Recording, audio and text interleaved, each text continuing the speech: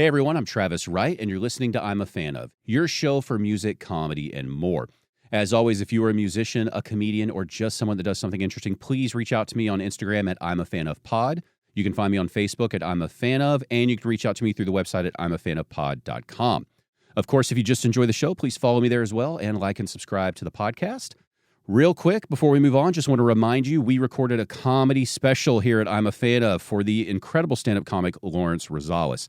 That is now mixed and edited and ready to be released to the world, and we are going to launch it January 27th. We're going to have a big release party at TK's Club, Comedy Club and Bar in Addison, Texas.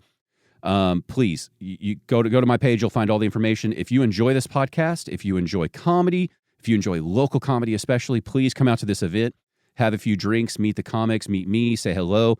As well as we're going to play a trailer of the new album, and I'm super excited about. Excuse me, not the album, the special. It's going to be video.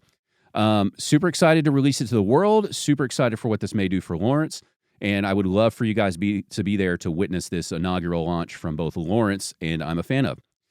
Moving on, one of my favorite guests in the studio today, local stand-up comic, super funny dude, Arun Rama. If you're a fan of the show, he's been on here before. One of my favorites. Not only is he a funny comic, just a great guy to chat with. Can't say enough good stuff about this guy. Go watch a comedy show with Arun Rama, please. Let's stop talking about it. Let's just get into it. Arun Rama, let's go. The I'm a Fan of podcast. Music, comedy, and more. What's up, dude? What's up? Dude, it's just always so good to hang out with you, man. Yeah, same here. I get worried when we do these that we're going to talk for like 5 hours. I know. Yeah. I know. It's but yeah, I'm fascinated with your name tag because you told me you were going speed dating before this. And I thought maybe when you told me it was speed dating at DCC, I thought it was like, oh, that's some like themed comedy show of like you're going to have to do fast jokes or something. But you legit went speed dating. I legit went speed dating for the first time in my life. And it was okay. Yeah, it was fun. How many ladies did you talk to? I think. Is it the classic thing where you sit down at a table and everybody switches? Yeah. So are the ladies at the table and you switch? No, they switch. They switch because it's 2023 and y'all asked for equal rights. So. No, funny. It was like more men than women. Okay. And interesting. More men than women. Yeah, so like a lot more, like way more. I would think more men would be inclined to be like, oh, fuck that. I'm not going to do speed dating. That surprises me. Oh, is that a thing? I don't know. It's just my instinct. My instinct was. Yeah.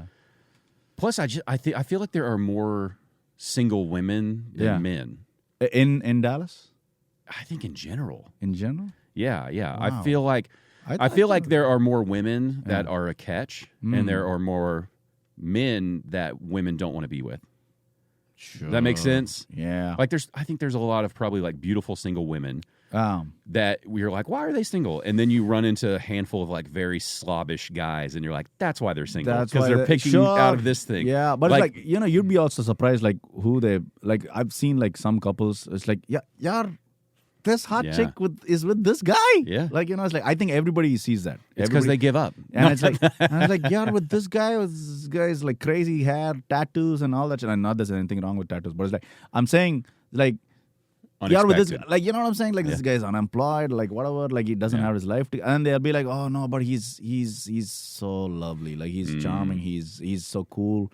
And he's, I don't know, for some reason it's like, I've seen that too a whole lot, and it's like, and then sometimes the whole old saying was like where they say, it's like, why are you single? Well, I dated you, and now I found out why you're single. You know what I'm saying? It's like that thing is like I see that. There's another version of that. It might have even been in a movie where they're like, every time you see like a gorgeous single person, especially the older you get, it's like there was somebody else that was tired of their bullshit. Oh yes, yes. Somebody who's like, can I swear? As much as you want. Like no, like there's you can date the hottest model in the world, and there's you'll find a dude that's tired of fucking her. Yeah. That's what I've heard. That's like, I mean, it's true. Like, it's true. It's true. And it goes both ways, right? Yeah, it goes both ways. There's some dude where women were like, I don't care that he's rich. I don't care that he's hot. Yeah.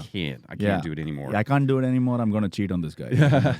But how did the speed dating go? Speed. Were you like super nervous or? I was really nervous. Yeah. More than a show. What did you expect? To find the love of my life. But Yeah. it's like, no, I'm just kidding, you guys. But no, maybe. But no. I didn't. You don't I think didn't, maybe? Yeah, maybe. But it's like no. But it's like I didn't really.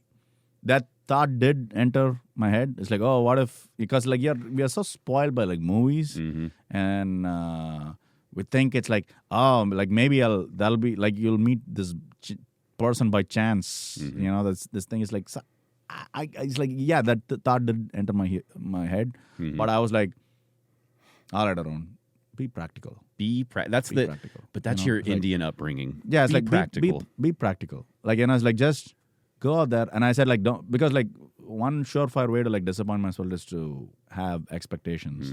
And I said to myself, it's like, dude, it's just a thing.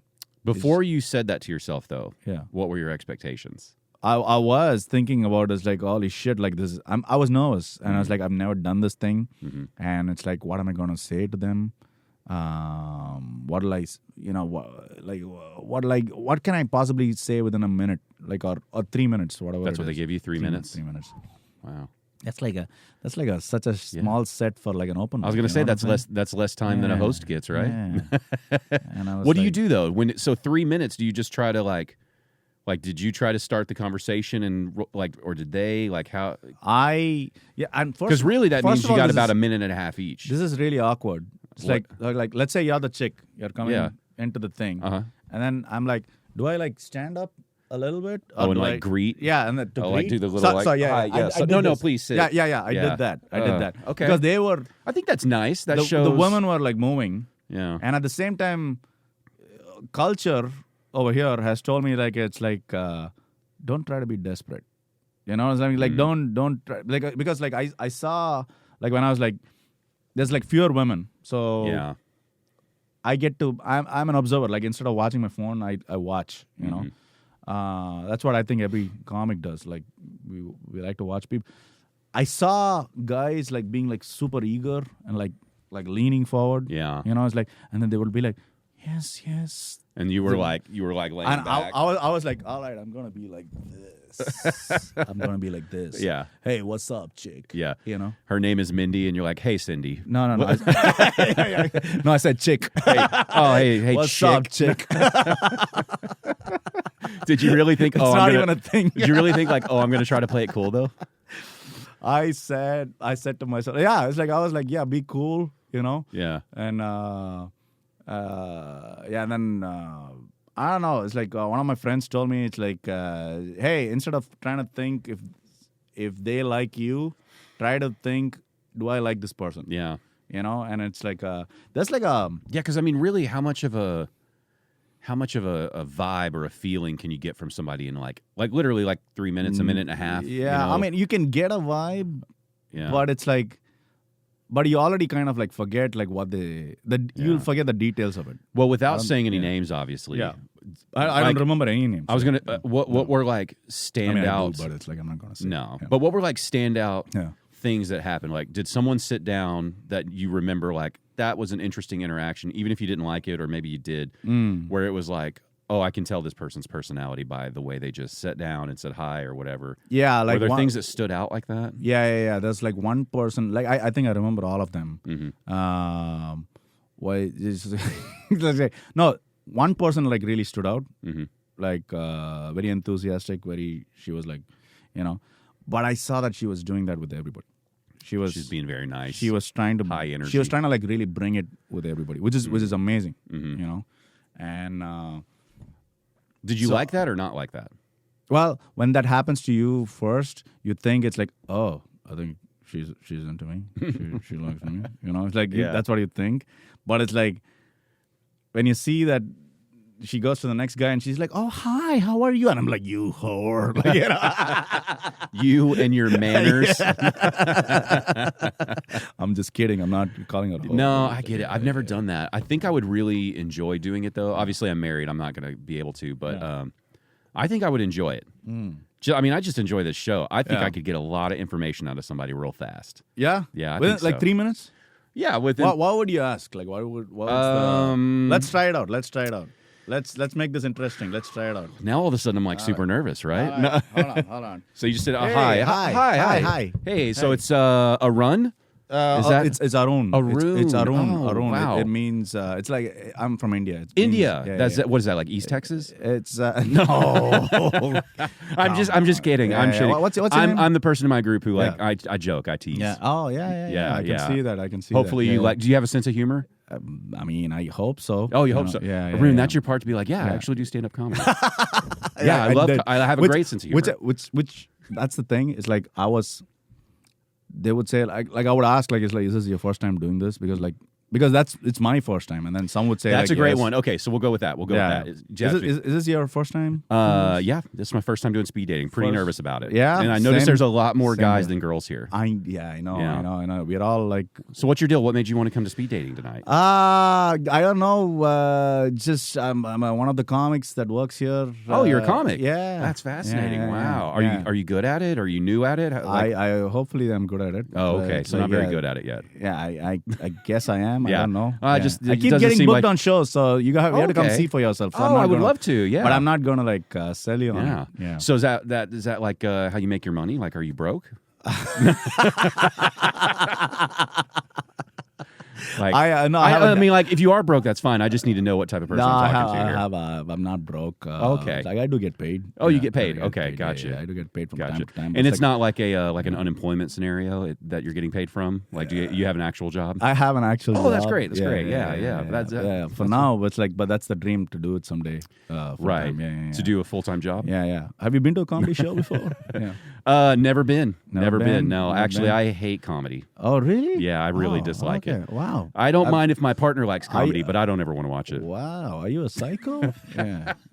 Did you tell anyone that you were a comic in the speed dating tonight? All of them. Okay. How did they react to that? I think do people like that? Well, first of all, I guess it's a DCC though. So yeah. So I want to say like 3 out of 4 were really like, wow, really? Like it's like that, and then one person was like, okay, and just moved on. And then so they weren't into it. Clearly not into it. And I think one other person, maybe 5 people, I don't know.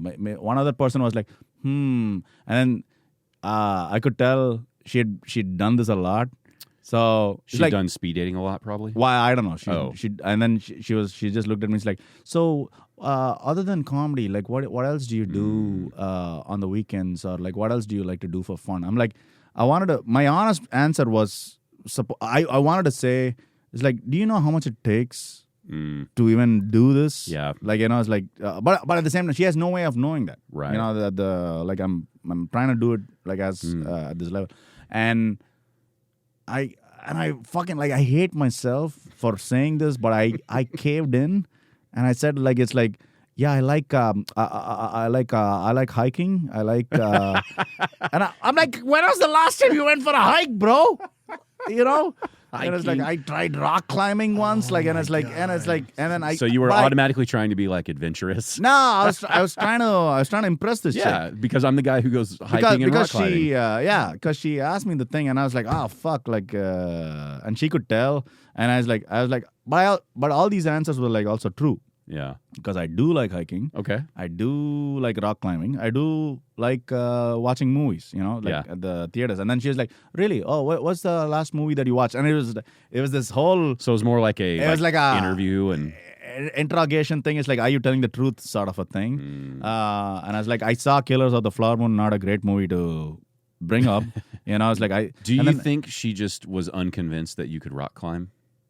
I don't even think she paid attention to that. She just wanted to. She's like, I don't know what her line was questioning was like. She was just trying to see. I think she was trying to see if I had a life outside of comedy, or if it was something that she was.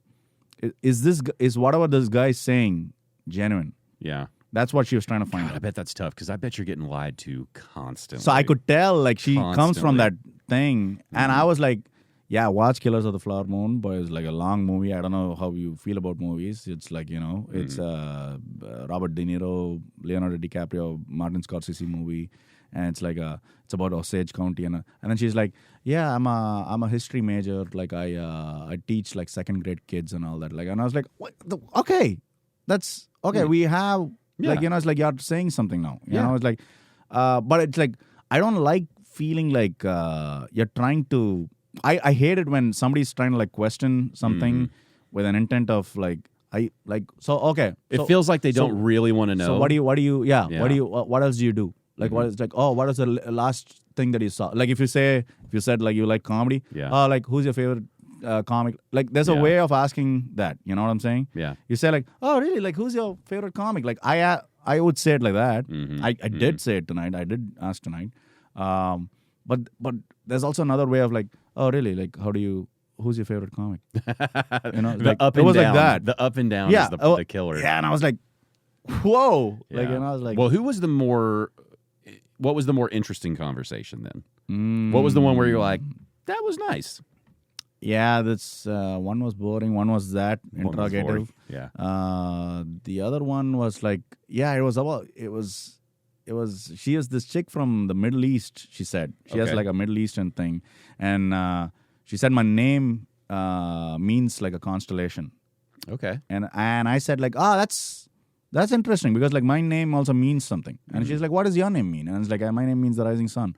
And it's like, your name is like a constellation. Oh, that's cool. Like and as she said, that's something we do in the Arab world. Oh. And then I asked her, so where in the Arab world are you from, if you don't mind my asking? And then she said, do you know Northeast? I'm from Delaware. And I was like, oh, was she offended that you asked? I don't know. Maybe. Yeah. I think she was. Like, but she didn't show it. She didn't. She said like, I'm from Delaware. My dad's Arab. Like I was like born here. But it's like I didn't then double down and ask where exactly. Oh no, I wanted to know. Yeah. But like because. You know that whole questioning where like people ask like where are you from? Well, it's so. And then where are you really from? It's so funny I don't want to because do that. That's the. I directly go for the jugular. Like I said, like which part of the Arab world are you from? That's what I directly went there. Like Yeah. And it's like I that's the way I am. You know, it's like I'm the guy. Well, so they'll say like. Well, it's rude to ask a woman her age. Like, no, you're 2023, bro. Yeah. 2023, you talk about equality. You talk about, like, it's like men and women are the same thing and everything. Like, we need to be treated equal. Why? I would ask my dude, like, if I saw a dude, if I saw you, I would ask, how old are you, Travis? Like, and you wouldn't get offended. No. Why would I, it's like a... And, like, we don't care what your age is, right? Like, if you're 15 years older than me, but we're getting along, it doesn't really, and you have like a decent standard of like keeping yourself together. Yeah, and it's you know what I mean. As long as you are not like just some slob with stained sweatpants every time you step out of the house, right? Yeah. We don't really care that much, right? Exactly. And it's like, why is that wrong for me to ask a woman's age? Because like, if I do now, they'll be like, well, it's rude to ask a woman's age. Well, then you subscribe to the old school way of thinking. Yeah, and you're not as feminist or as modern as you would claim to be. Yeah. I'm pretty sure you like Barbie, the movie, and I enjoyed it too. But it's like, I'm saying, like, pick a side. Pick a thing. And also, like, why is it rude? It's also speed dating. Yeah. You're all just trying here. You're just trying. You're just trying. Everyone's just trying to... Yeah. Also, like, I saw like a video of this guy called Gabor Mate. He's a world-renowned psychologist. Okay. He's a Jewish guy. And he lives in Canada. And he talks about like attachment theory and authenticity. Okay. Right? And he says the most important thing in adult life is authenticity. Because most people are truly not themselves. And that's what you see happening in dating, where like women can see, like if a guy is trying to like just be this yes man and just trying to like impress, that guy would always go into the friend zone. You know what I'm saying? Like it's like but the guy who says what he thinks, truly what he thinks, it's like there's a chance at least. I'm not saying that's going to happen there. But there's like at least, you might still perceive the guy as an asshole or whatever it is. But at least there's a chance that you might have some. Because like authenticity is so important. And we don't think about it actively when we navigate the world. We have that too. We have, like guys have that too. Like we can tell when somebody's being authentic versus when somebody's being whatever, like this guy's a kiss ass. Yeah. This guy's trying to just get on the podcast or in the club or whatever it is, right? In the comedy world. Yeah, and it's like, don't you want, even if you have fewer people that enjoy your company, don't you at least want the people in your company to really like you for you? Yeah. That whole thing. So it's like, you might as well just be yourself. And there will be, but there will be a lot of people that will also like not like you. Yeah. Because when you're yourself, that's what's going to happen, But it's like, what? That's what authenticity 7 is. billion people, they're not all going to like you, man. Yeah. As long as you're not being a jerk. If they just don't like you, that's fine. It's fine. Yeah. It's like, I know for a fact, even just the little bit that I've been in the comedy scene as just a podcaster, right?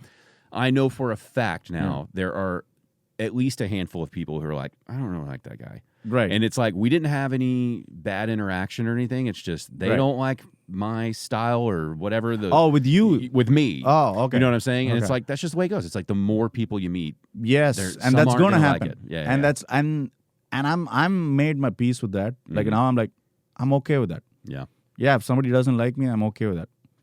It's like, did you feel like anybody was vibing you tonight? You're not going to tell me anyway. No. I don't have no. It's like I generally don't think. Yeah.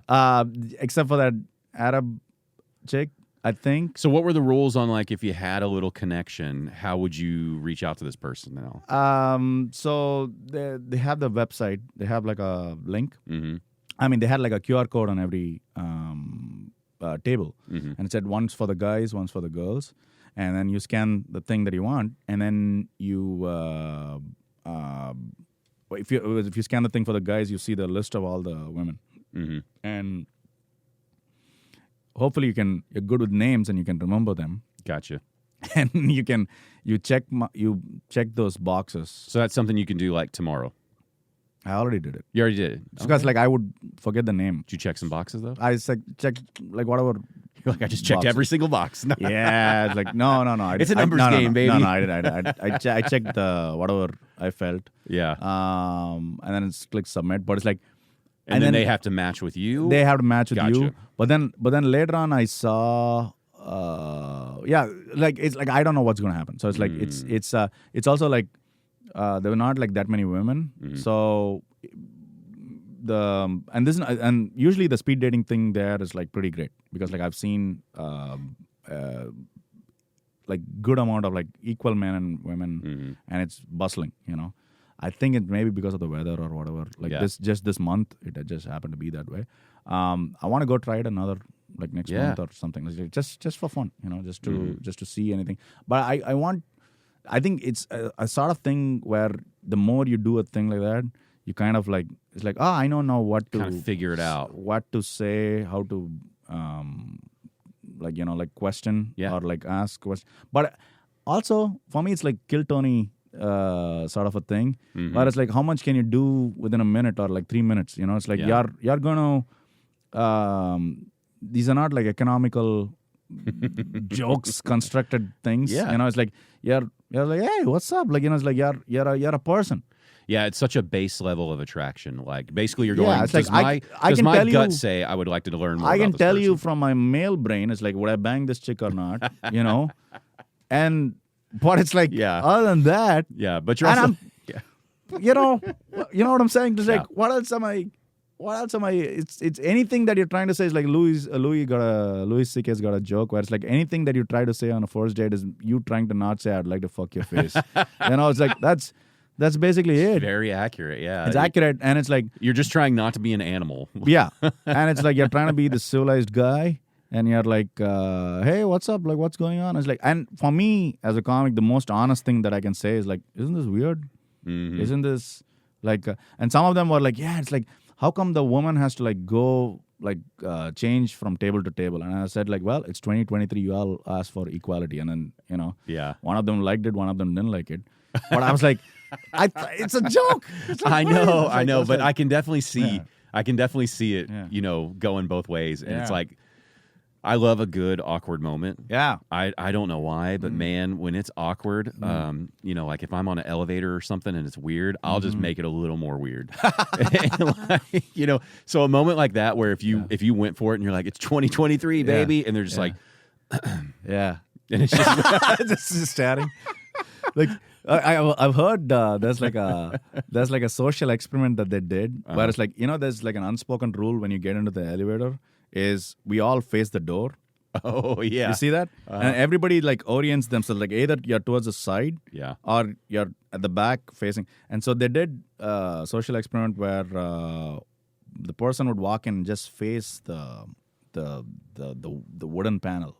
Oh wow, they were facing the wall of it and just standing like that. How did people react? And just how people react. And people are like usually people don't make eye contact. Right. When you're in an elevator because they're all like trying to like, all right, I'm waiting for my floor. Mm-hmm. But people like, because that person stayed up through the whole thing, and then they were like, oh shit, like what's the fuck?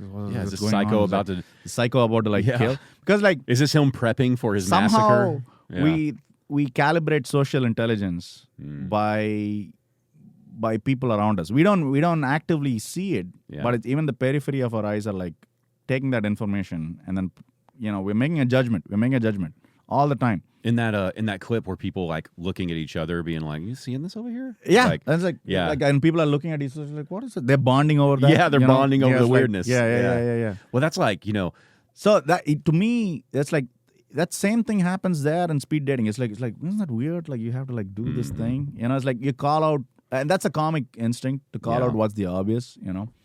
The other easy move is always to find something that you both really dislike. And just run with that. That's a strong one. Yeah. I've heard there's an app for it. There's like a dating app. Oh, really? That's based on like what do you hate? It's like, do we hate the common things, and then they pair up people based on that's pretty good. Like, I don't know. I forgot what's the name of it, but it's like I don't know. Yeah. Well, I think what one of my first questions would be is, are you the type of person to have like phone calls or FaceTime like full volume in public? Oh. Fuck me? No.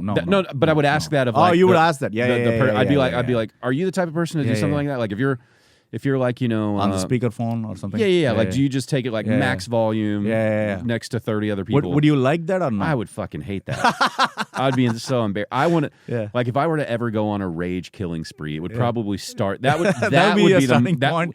be the moment that like whatever was going on in my life that brought me here, and then that was the last straw. Holy shit! If somebody's just FaceTiming someone, at and then you take Tom your Thumb while you're waiting to get groceries, and they're just like. Because they're never even talking about anything interesting. It's not like nothing. Hey, something happened at the house when you should get here. It's just like, what are you doing? No, nothing. Yeah, no, nothing. And like the TV's on in the background blaring. I've seen like people. It's like, well, I'm walking through the aisle and it's like I don't see it. Like, and then I'm like, can you put it here? Can you put it here? Well, it's like, do you see people now in modern cars who don't have their phone Bluetooth to the car? Like it'll be a brand new car, or not brand new, but it'll be like a. Wait, they're doing this?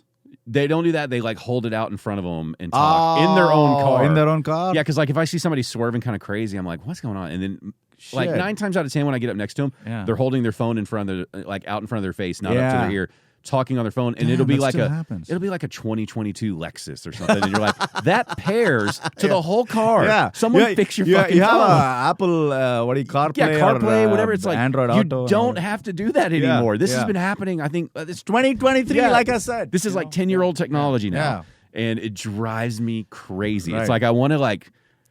That's where the crazy in me wants to like roll my window down and get you to roll yours down and be like, may I help you connect that real quick? You're driving crazy. And it's going to be so much easier. All right. Your music goes through the radio now from your phone. Right. Or just like. You've seen that a lot, no? I feel like I see it a lot, but I also feel like I see this a lot. I feel like I look for it more. It's like when you buy a car, all of a sudden you notice everybody drives that car. Yeah. It's one of those things. You tend to like observe. Yeah. The same thing. Yeah. And like, I don't know about your day job, but at mine, there will be lots of people who play music full volume on their phone while they're just like walking down hallways. Oh wow. Okay. And like. I never see people. You've never seen that? No. I have been in so many public scenarios, like either at work or just out. Yeah. And it's like someone will just like a song. Yeah. And they're just playing music. Yeah. At full volume on their phone. Yeah. And it's just like in their pocket. Yeah. Just around everyone else in a public space. And you're like, the last time it happened was at a gas station. Okay. I was at the 7-Eleven. No, that I would expect. Yeah. Here's what it was though. This guy came in and this is important to the story. He did not look homeless. He looked like he was put together, showered. He's just a younger guy. Yeah. He had a giant speaker in his backpack And it wasn't his phone. It was a speaker, man. Wow. And it was blaring music. And he's singing along with it as he's coming in. Yeah.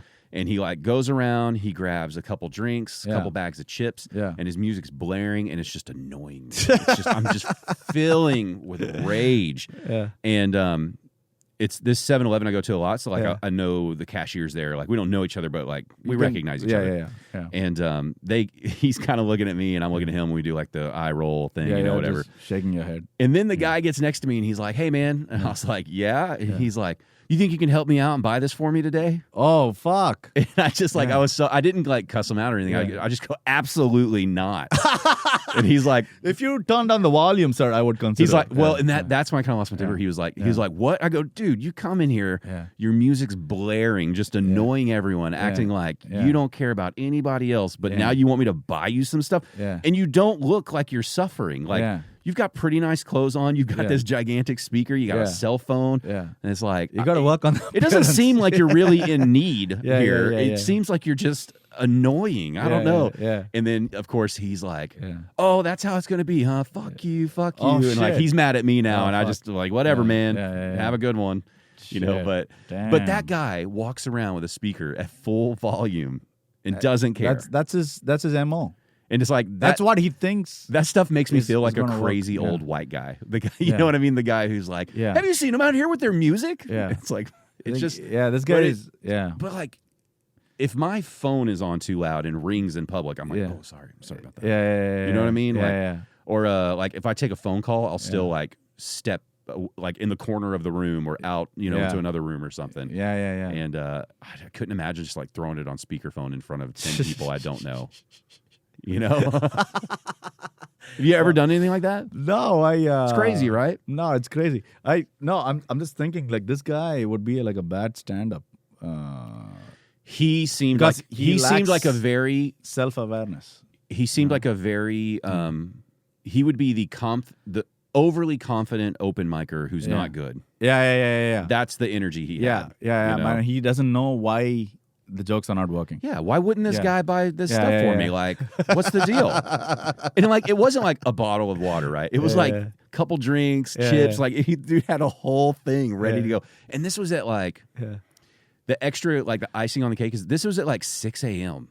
Oh. This is like in the morning. I think that's why I was extra agitated. It's like, I'm just tired. I'm just trying to get the wheels going. Yeah. But it's like, who's blaring music like that? Yeah. Walking around at 6 a.m. Bro, what the fuck is going on? Genuinely, I guarantee you he's telling this story as like, dude, you wouldn't believe this asshole I ran into. I guarantee you he's telling the story that way. This guy. Yeah. You wouldn't believe this fucking jerk. Yeah. But that would be one of my questions in speed dating is like, are you that type of inconsiderate? Like, do you think that's normal or inconsiderate? But I think like most people would say no, right? Some people wouldn't though, and that's how you think like. So? Maybe you don't learn. Yeah, that's the problem though. Is you wouldn't learn the good qualities. You would just be able to rule out some bad qualities. Oh yeah. But maybe they're like, oh, I hate those people, and I'm like, me too. Let's go on another date. Right. Yeah. I don't know. It's like I in hindsight, like I'm trying to think, like because like I try to bring up I'm a comic here. I do the thing. Like you know, Rosie asked me to be on the show. On the thing. Mm-hmm. This is fun. This is my first time. Whatever. Like I was being honest. Like I was being like genuine, and because in my head I'm like, just tell them the truth. Yeah. Just tell them the truth, and it's like, if they like you, they like you. If not, okay, that's fine. Just so and I think it's like it just ended up like more being like a advertisement for stand-up because like towards the end I would always like say to all of them, it's like, hey, but do come out to a show sometime. And they were like, yeah, we will. Here's a flyer. Like, and it's like but I had no way. I just realized like, oh fuck, I have no way to like connect because like the bell rings and they have to move to the other table. Like you cannot. Like if I had like cards or something, I'd be like, hey. I love how you're thinking like, well, I could turn this into a marketing opportunity. No, I'm always thinking that. I'm always like, because like every social interaction, because I know that's what it takes to build an audience. When did you switch into that mindset? Because I struggle with that with this podcast, right? Yeah. I struggle with thinking,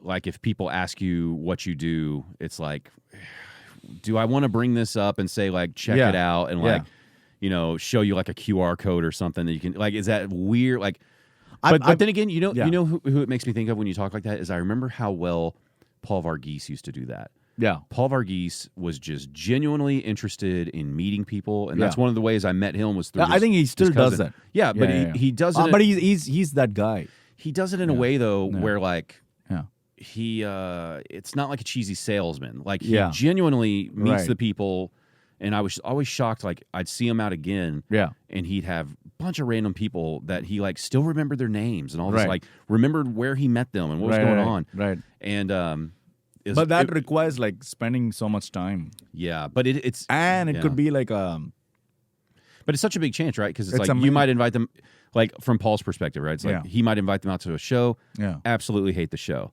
right? And it's like, so I'm thinking, you know, I'll pitch you my podcast and you don't like my podcast. So when did you get over that hurdle of like, every person I meet, I think I'm going to tell them at some point, you know, come check out a show? I think this was like over this last year and a half, because I got this thing called the Dot Card. Shout out to Dot Card, everybody. Oh yeah, it's like it's got this QR code on the back, and it's also like this NFC thing. So if you have the NFC on it, you can tab it. So over like a year and a half, I've been like trying to do that. But to answer your question, it's like that came from genuinely like just doing shows and just getting the feeling is like, hey, I'm not bad. My product is not bad, and there's nothing wrong in promoting yourself, and just because this time is limited with this interaction with this person, and sometimes like people are like, you know, whatever, but it's like I'm not holding them hostage at the same time. Well, this is for people who generally come talk to me after the shows or whatever. I say like, hey, by the way, it's like, yeah, I do shows all around, so tell your friends, come out to another show, because they're just being nice. And it's like, if they want to follow me, they do. If not, that's okay. Like I'm not forcing it on anybody. Like, you know, I'm not like, hey, can you do that? Like, you know, it's like I'm not doing that. Some of these people like it's like, oh, I got the contact. It's like because it's got when you scan it, it's got like Instagram, Facebook, everything, and it's like a contact card. Yeah. So some people just save it.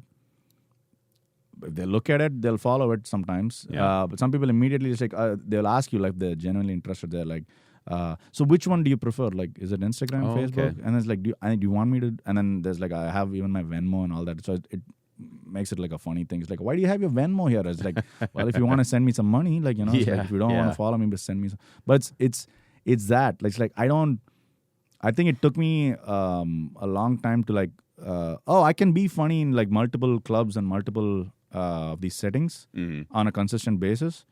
That, okay, I can now promote this thing. I can now say that I'm this guy. Come follow me, come to a show. And I can guarantee that, like, you know, you'll have a good time. Also, if they're coming and talking to me because of what they saw, that's also like social proof that you there's more of a chance. It's just like asking a chick out, you know. It's like, yeah, she already likes you. She's coming and talking to you. It's the same way this audience member is coming and talking to you because they liked your thing. So there's nothing wrong in saying, come to the show. Like, you know, scan this thing. It's like, you know, like I post about it on a regular basis. Come check it out, you know. Some people do, some people don't. And that's, I was thinking about those things, you know, because it's I had the opportunity to you know, work with Lawrence. You know, we recorded his special. Yeah, so I was there. The time's, I know. And the time's going to come to really market that very soon and try to really do a big push on it. Yeah. And so I keep trying to think of what are things that are, you know, because I don't mind doing what you're talking about. Yeah. But so many people talk about it as like a spammy thing. But to me, I'm thinking, you put all this effort into something. Yeah. It's like, get a little spammy with it. Do it. That's, you know? I think there's nothing wrong with it. Yeah, because I mean, it's like you put the effort in. Like, wait, it's spammy? Because I'm trying to think of like, what do you think is spammy? You know, like, just, you know, what's that line of like bombarding people just constantly?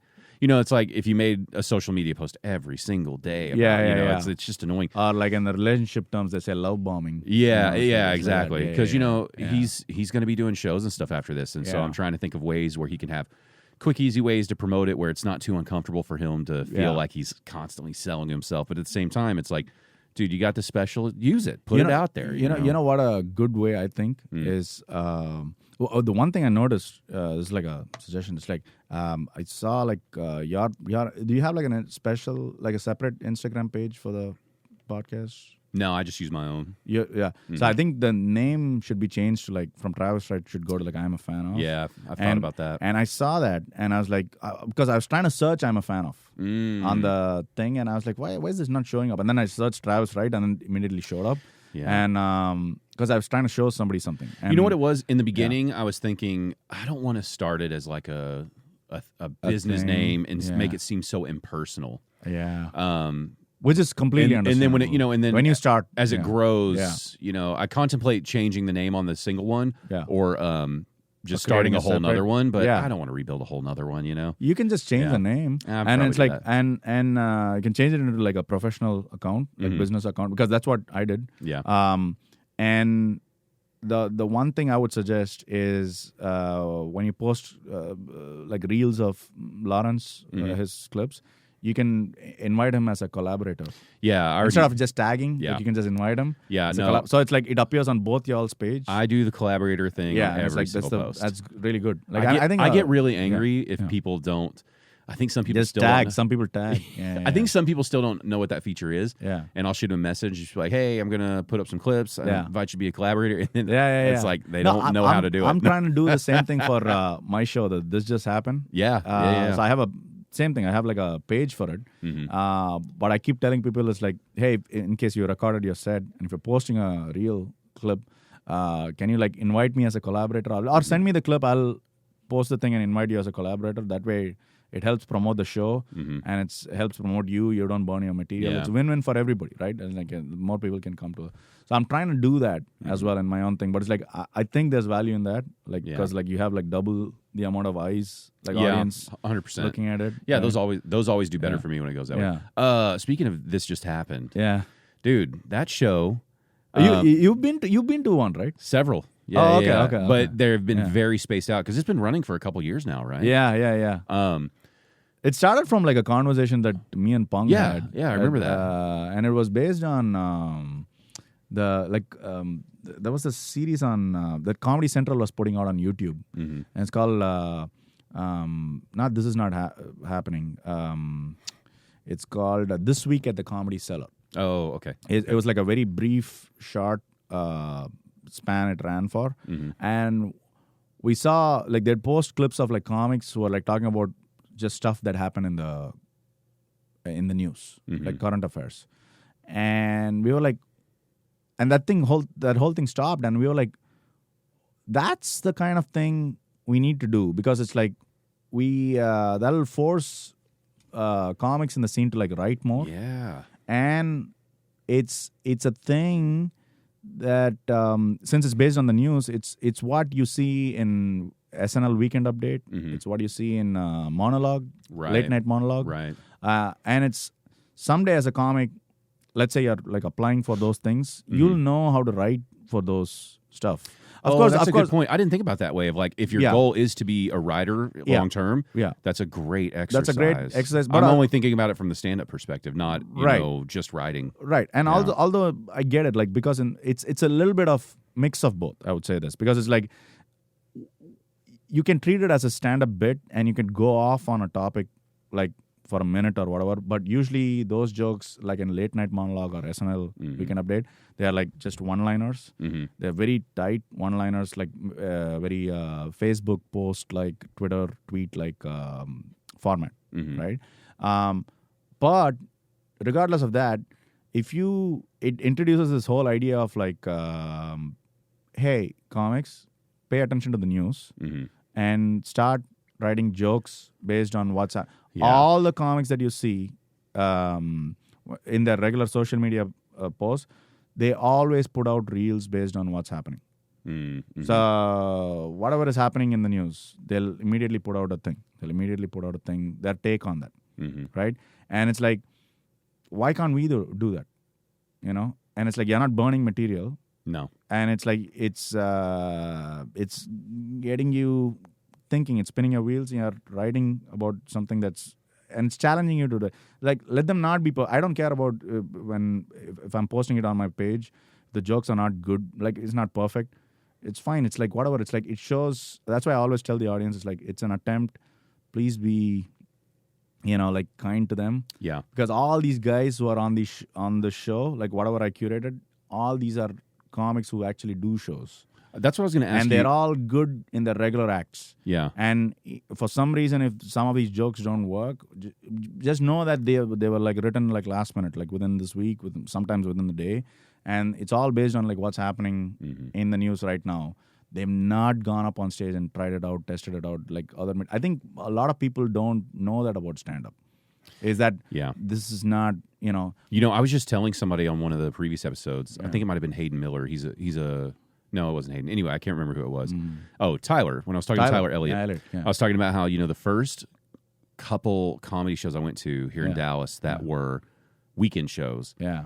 I had a really ignorant, I just didn't know. And I was assuming like no one in Dallas does comedy. These are all people who like get flown in to do comedy here. Oh, you know what I mean? Wow. Like okay. I was thinking like it doesn't happen. Yeah.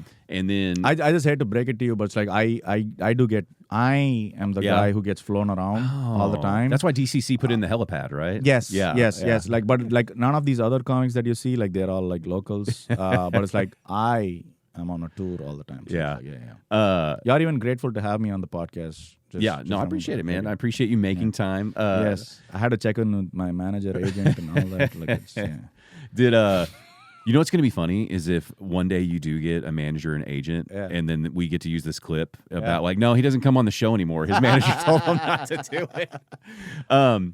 No, I believe I watched the very first Stand Up on the Spot show. Wait, so you genuinely thought all these people are not like locals? They're like that. Yeah, that would have probably been like how long ago was this? That would have been like which is fascinating to me because it's like I do get it because my mom asked me questions. Like, I mean, I've seen people that have come to like first time ever, first ever comedy show ever.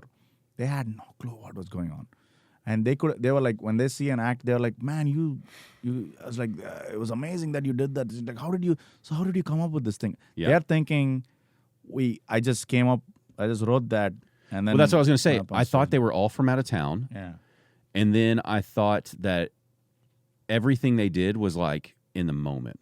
I didn't think they had any prepared material. Yeah. I just never thought about it, And then two things happened. I noticed someone was talking about local stuff so much. I was like, oh, yeah. I guess this, like, I assumed everyone was like famous and I didn't know him. So I was like, oh, I guess this like super famous comic is just also from here. Yeah. This would have been like mid 2000s, probably like 2005, 6, something like that. I'm wondering who are the comics around that time? Paul Varghese, Raj Sharma. Paul was around. Aaron Arionpour. Those guys were like kind of leading the scene. I think at that point, right. Perio was with them. Yeah. I think Seth Cowles would have been around at that time, but Seth might have been just starting then. Yeah. Justin Foster was in the scene. Yeah. And then there's a lot of people that were very funny that I don't think are doing it anymore, or they moved away and are maybe doing writing. I keep hearing about people like that. It's like I remember this one guy. It'll be burned in. Yeah. He was the guy where I was like, oh, I think these people are from here, but I just can't remember his name. Like, Paul Varghese even told me, he's like, oh, that's so and so. I remember that bit. But the guy had a bit about being a white guy going to South Dallas. He had a job where he was hanging posters in stores. Mm-hmm. It was something where like he would. I think the stores made money if you let them put the signs up, and his job was just to like put them up. And so he's like this nerdy look, or not nerdy. He's like a skinny white guy who's like looks like a stoner dude, like almost like a Scott Crisp kind of vibe, right? Just like mellow, chill. He's like wearing a t-shirt, probably has a beanie on. Tame Impala. And so he's in like I'm just stereotyping just for the sake of the story now, but he's in like a barber shop in South Dallas, and it's just nothing but black dudes in there, right? Yeah. And they're like. Oh, is that right? Yeah. Have you ever heard the phrase? There's two phrases for this. There's one that's jerry rig. Black don't crack. No. You ever heard the phrase jerry rig? No. Jerry rig is like when you just rig something up. Like, the thing's not working. I'm going to get some duct tape and I'll jerry rig it. Oh, like a MacGyvering. Yes. Is that the same thing? Yeah. Okay. But there's another saying, which I can't say, that uses the N-word. Oh, I'll say it. No. Just kidding. But the dudes at the barbershop, the black dudes, were like, do you need to N-word rig that? Oh. Okay. Wow. And he was like, or something like that. And he's like, no, I can just jerry rig it. And the joke was like that the whole barbershop laughed at him being too afraid to use that word. It was a great bit, you know. And but he's saying that because he thinks that's what they mean by jerry rig. No, I think they said it with the N-word. Yeah. And he like almost said it, but well, then switched to jerry rig real quick. Okay. And then they were laughing because they caught it. Because but he had all these Dallas references with this job and those experiences and stuff. Right. And so I was like, oh, he must just be like from here, but like super famous and good at comedy. Right. You know? And then I started learning. Is this one joke that worked? No, he had a good set. He was a funny guy. I remember him being very funny. I think Paul told me that guy like maybe moved to California or something and tried to do writing, and I don't know. I'll figure out his name, but that was the beginning of going like, oh, there's some locals here, and then I assumed it was a very small community of locals, and just started. The other people that like once I started going to smaller shows, then this was like long before I ever thought about doing the podcast. Like I think LaRon was performing back then too. Was this like LaRon Wright? 2014? This was when Backdoor was at Doubletree, if that helps. Yeah. And, that's what I started. That's what I the Backdoor at Doubletree. Backdoor Doubletree, yeah. I will say that place was simultaneously terrible for comedy, but pretty cool place for comedy. Yeah. Like I loved the secrecy of coming into the hotel and going to the side of the bar into this weird door. That felt like backdoor, like a backdoor secret thing. Yeah. But just the actual room was like stark white walls, and it was like 15-foot ceilings or whatever it was. And it was always freezing in there. Oh, it was freezing. Cold as fuck. But I always thought, I don't know what the deal was between that hotel and like Backdoor and Linda and Jan, but I always felt like they made a big mistake, the hotel, of not like putting some money into that room. They should have renewed their thing or like whatever that was. Well, they should have just like hung up some curtains for them and make it. Put a little, you could put a drop ceiling in there with just the cheap ceiling tiles, and just lower that ceiling down. And that hotel would be known as the place that has that great little comedy club. Yeah. And then, 4 or 5 nights out of the week, you could be selling tons of drinks at that bar for in addition to just your hotel business, Right. I think they, whenever I saw it, the bar staff was always busy. Yeah. Like they were constantly like taking drinks and even food, like, It was a good setup. And I was like, this place is bringing up like a lot of business. So in my head, I was like, oh man, this is kudos to these two women. Yeah. And they have a great, thriving business idea. I didn't know at the time, in my head, I was like, oh, this is Backdoor, Right. And I didn't know it had been through these multiple versions. Like, it's like it been to another, it was at the Ruins, it was at somewhere else. Sorry. The old DCH was at the Ruins. Like it was somewhere near the Ruins, I think. Backdoor. Somebody told me once. Multiple locations. I've only known that location and the Richardson location. And somebody else told me like, no, we used to have different ones. Yeah. But yeah, I think the other thing I loved about that spot is it's like they might still do it this way. I don't know, but there was no like website to buy tickets or anything. Like you called. Yeah, you still have to call. You called and made a reservation. But what was funny is it would be like Jan picking up the phone. She's the one picking up the phone. And she's a fucking character, right? And so she'd pick up the phone and she'd be like, Backdoor, or whatever. And you'd be like, yeah, I'm hoping to get to. But in the middle of your sentence, she'd also be trying to like help run the show or the club. So she'd be like, hold on. No, it needs to go to table 4. Table 4. I'm sorry about that, sweetie. What did you need? No, I told you to put the curtains a certain way. I'm so sorry, sir. I'm just trying to get this thing. I've got you down. Just give me your cell phone number. We'll see you here. It's 4. I've told you it's 4 people. Yeah. But there was something like charming about that. And then when you got there, it's very mom and pop. Yeah. Right? And when you were being seated and you see them having those same phone conversations with other people calling.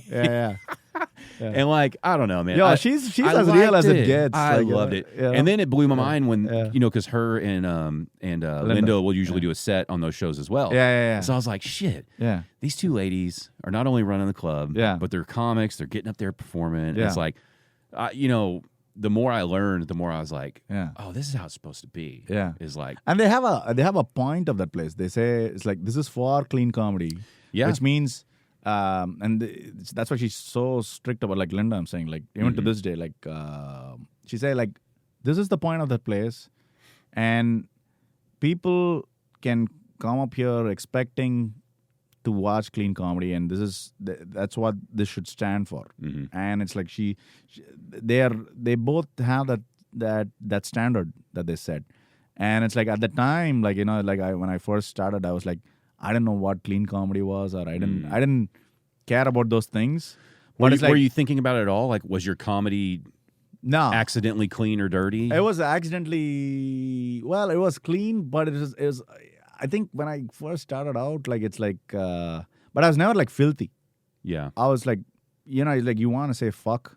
You want to say, because you think that's the cool thing to say. Like, oh, yo, what the fuck, bro? Yeah. Like, like, I want to say stuff like that in the thing. But then it's so shallow, and it's like, the more I did it, and I was like, oh, it's not, that's like trying to get a laugh. Like, some people will say, like, yeah, what's up, bitch? And then they'll get a laugh. Yeah. It's like, but you cannot, that's not good writing. No. Or saying, like, what the fuck, and getting a laugh is not good writing. Or saying, like, or fuck you, or whatever people, like, it's like all these things, and people will laugh. And it's like, that's not good. Yeah, you get the laugh, but that's not. Well, like, I would say that. That's such a cheap way of getting like, the thing. I'm not a comic. I don't write, and I could get that laugh at a bar on a Friday night. Yeah. So it's not really. There's like, no skill there. Right. What's you're coming to this thing so that I can play the thing. It's like, it's not like, if it was just like the C chord or whatever, like, you can play that at home. Like, I can play the scale, I can play the Lydian or whatever it is. Like, it's that. So you didn't even think about, like, clean or dirty. You were just thinking, I'm not going to do that. But I was not filthy. I was like, maybe like one or two words. Like, I had stuff like that when I first started. But for the most part, I was like, I think, naturally clean sort of comic, because and then, like, the more that was the point of the place for me, it's like, oh, now it's like, I have to know. It's like, it's like this just happened. It's like, I have to write jokes in a certain way now. It's like, that's a challenge. You can look at it as like, oh, this is such an impinging thing on the freedom of expression. Yeah. And it's like, oh, fuck this Or place. you can just look at it as a like, writing exercise. Yeah, it's like a writing exercise. It's like, it's like, how badly do you want to say retard? Like, how badly do you want to say, I don't know, the N-word, or like, whatever, like, And is it really? Is it really contributing as much as you think it is? No, it's not. Yeah, it's like, it's not. For a very few people, it probably is, but not many. No, not many. No. Yeah. The what I forgot to ask you about. I'm sorry. I keep forgetting. Is it this just happened or that just happened? This just happened. Yeah, that's right. Okay, that's how I was going to say it. Yeah. But in the beginning, were you letting people pick their topics, or have you always? We always have let people pick their topics. So even now they pick topics. Okay, even now. Because I was wondering if you're saying, like, hey, here's some things that are in the news if you want to try these, or if you just go, it's totally up to you to find something. No, we say, like, and this is just so that people don't interfere with each other. Okay. And that's the only thing. It's like, I don't know of a better way to not do that. But at the same time, what I would, so the way we do it currently is, like, I will say, pick a topic like politics, sports, health, environment, business, tech, whatever, right? Okay. Europe, whatever, Asia, whatever. Pick a topic and then read all the news articles in that. So you just genre, get them in the realm of a in that world, and then it's sometimes like it's educational for sure. It's not sometimes, like, always educational, because like it's like I didn't know that happened in Asia, or that that's happening in the business world. Yeah, or that's not happening in sports. Like, it's like people have, so it's like, it's two things at the same time. Yeah. And it's also, like, funny. You know, it's like what's their fun take about it? You know, what I really I don't constrain the language there, like so because that would be too much. Like if I said like it has to be clean or what, I don't put any of those constraints. Mm-hmm. Be as dirty as you want, do whatever you want, but make sure it's within that genre, within the topic that you picked. That's it. That's good. Yeah. What I like about it is, I'll go out and try to see as many shows as I can for this podcast. Yeah. So you end up seeing a lot of people, over and over again. Yeah. Like if I go to see you, I might, like for a while there, I was just, every show I was going to, Paul Smith was on. Oh, really? So I was just watching his set which over one and over and over. Which place was this? Let's see. I think I saw him at DCC, and then I saw him at the Cowabunga thing at the Fillmore show, and then I saw him at like the Comedy Arena, and so it so happened he just happened to be on the shows that I was watching. Oh, I see. And I like Paul. Yeah. But it's like yeah. I don't want to give him like the fake laughs, but it's like you start to know all the punches. Right. But you don't want to sit there with like your arms crossed. Like, it's very funny that I've heard this. Yeah. So then shows like that, that's what I like. In is this it's show, totally. It's like I try to. I think I don't know if this show will get renewed, but at least whenever it ends, I want to be able to say this show had the maximum amount of DFW comedians. Oh yeah. Than any other show that had, because it's like and I always try to book it like at least like with like, and there's always this complaint that it's like there's not enough women are being represented. But I from my end I try to like make it like half and half. Like at least 4 women, 4 men, sort of thing. At least these last, I want to say like last 3-4 shows, it's been. I've been trying to do that, and that's a perfect. And it's not always easy to do that, because it's not you don't see just the proportion of it is not bad. Yeah, there's just way more dudes doing comedy doing it, and it's like I would like for way more more women to like do it. Yeah. But at the same time, there's only people drop out last minute. I was going to talk to you about that, because you've been in the scene here long enough now that you've seen people come and go. Yeah. What do you think about I never thought I would stay long enough to be able to say about it. Like observe that, but it's like no, I can. Because you're in that zone now where people starting comedy have probably watched you. Yeah. And they'll know you a little bit, and maybe be like, "Hey, I'm starting comedy. Yeah, you got any tips or anything?" Like, you've kind of reached a little bit of local veteran status now, right? Yeah, maybe not veteran, something whatever's right below veteran. Is that? Yeah, but like some people they'll say like, "Hey, I've heard a lot about you," or like, "I see you all the man, you're so funny," or whatever. Like it's like, and it's like, bro, I was that same guy, or same woman, like same. I was the same person. I would go, because it's so hard to start right now in DFW comedy. I'll tell you that. Why do you think that? I don't know. It's hard to get noticed, and it's hard to. It's such this scene. I'll be very honest. Like I've been lucky. Like I'm, to be in with the clubs and all that. But it took a long time. And it's touch wood. It keeps going. It's like it's also like it's a constant work in progress sort of a thing. But if I was a new comic right now, it's like how do I get noticed? And this is I don't know if any club bookers are listening to this, but it's like it's a genuine problem. You know what I'm saying? Like I want as much as I say like I want to get all the gigs. Like I want to be on everything. I think every comic thinks that, but at the same time, it's the diversity. It's new people coming in and constantly like new perspectives on things and how they talk about. That's what keeps you going. That's what pushes you as a comic to be like, because I see some of the new folks now, and I see the way they support each other and the jokes and everything, and I see some good ones, and then I'm like, fuck, that guy's got that, or that chick has got that. Like it's like I better not slack right now, because it's like they're gonna come for my throat.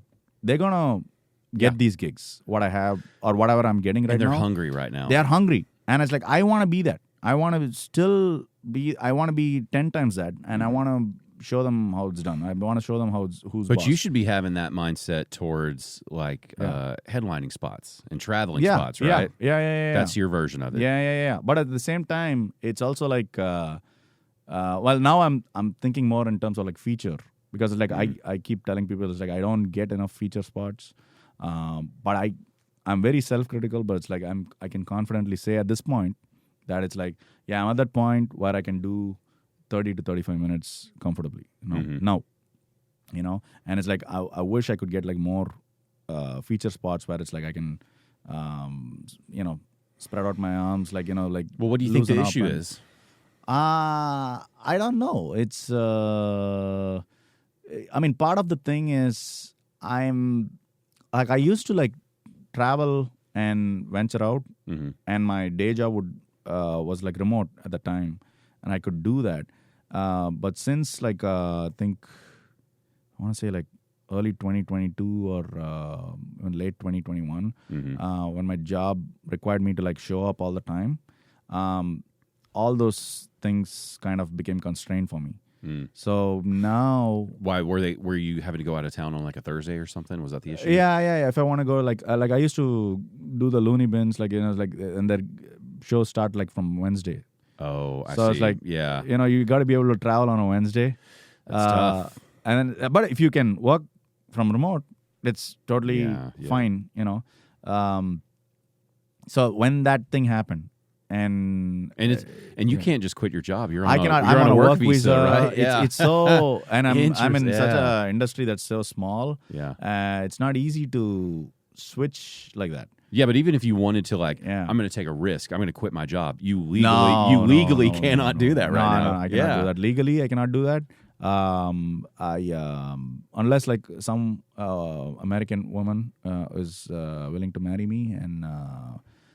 But we want to state it's not just for the green card. It's not just for the green card. Love. It's for love, okay? Yeah. It's for love. You got to show me your name tag and then just so if bond with me in 3 minutes. And then... If anyone from immigration is watching this, it's just love. And who's even thinking about the green card? It's like, if that happens, it's like whatever. Yeah. But it's like citizenship, come on, all right. You don't have to be so nice, but it's like, all right, if you do want listen, to. If you're going to put it on the table, I'll take it. But I'll take it. Yeah. I'll take it. If you insist, So that does constrain you though. It constrains me. All those things constrain me. So it's like I stopped traveling to like all these places like Oklahoma, Houston, all these, because it's like even if it's a Thursday, like you have to travel on a Thursday, because then you got to be able to like say like, all right, I'll do Friday work from home, but I cannot do that now. Right. And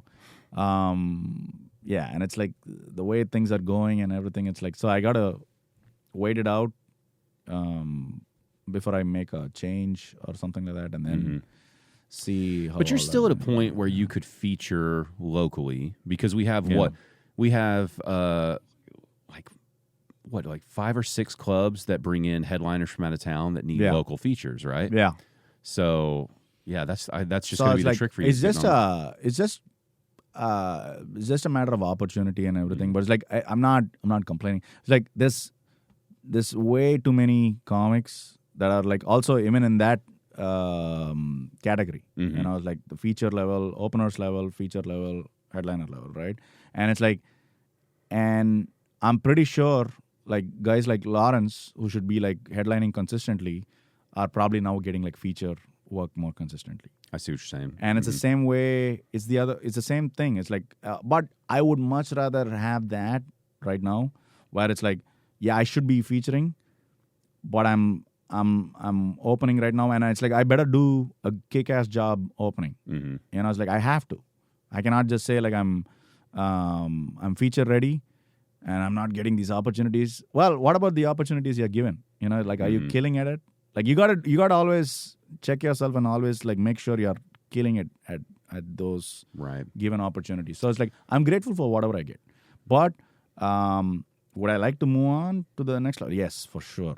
For sure. It's like, but those, now I see them like coming like here and there, like, it's like these few independent shows here and there. Like I get them like few and far between.